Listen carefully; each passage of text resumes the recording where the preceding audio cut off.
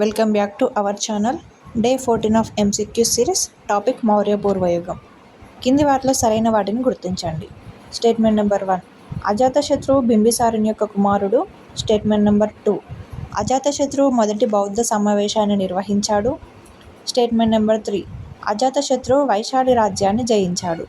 So స్టేట్మెంట్స్ని గమనించి సరైన answer ఏదో ఆప్షన్స్ చూసి గెస్ చేయండి.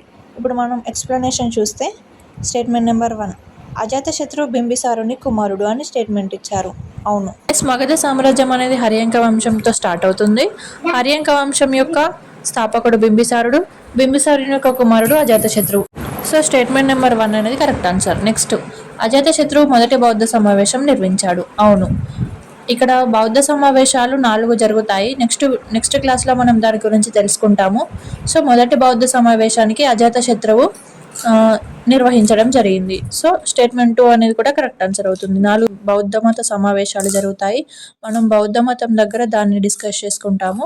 సో స్టేట్మెంట్ 2 అనేది కూడా కరెక్ట్ ఆన్సర్ అవుతుంది. నెక్స్ట్, స్టేట్మెంట్ నెంబర్ 3, అజాతశత్రువు వైశాలి రాజ్యాన్ని జయించాడు. అవును, అజాతశత్రువు వైశాలి రాజ్యాన్ని కూడా జయించాడు.